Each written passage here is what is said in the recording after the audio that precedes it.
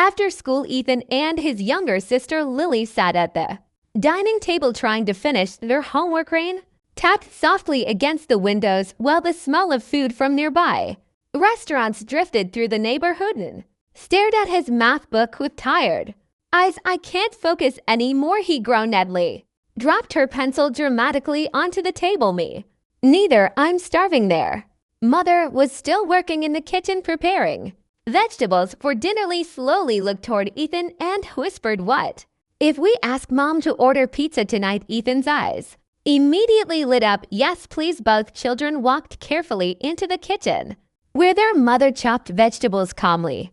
"Ethan, Mom, can we please order pizza tonight?" "Lily, yeah, we're really hungry and tired." Their mother smiled slightly but kept cooking.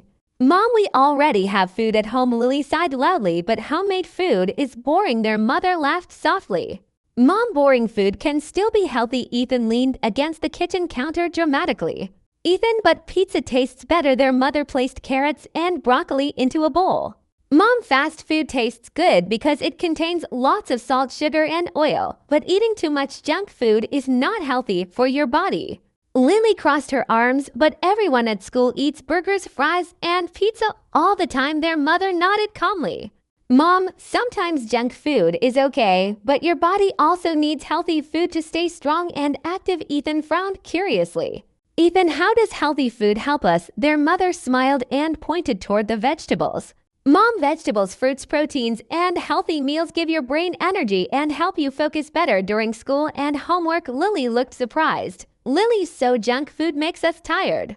"Mom, too much junk food can make you feel lazy, tired, and unhealthy." Ethan looked back at his unfinished homework on the table. Maybe that explained why he always felt sleepy after eating chips and soda. Still, pizza sounded amazing. Lily tried one final time. "Lily, what if we eat healthy tomorrow and pizza today?" Their mother laughed again. "Mom, nice try." Then suddenly she had an idea. "Mom, how about homemade pizza?" Both children looked at each other excitedly.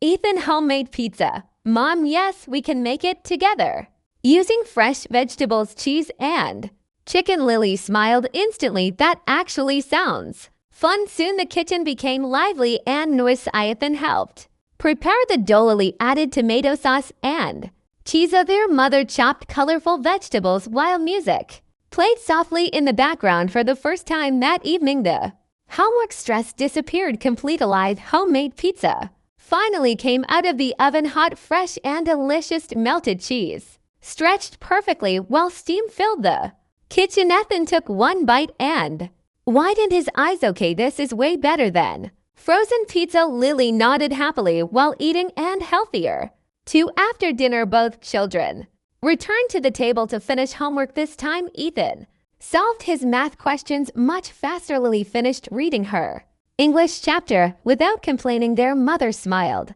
proudly from the kitchen.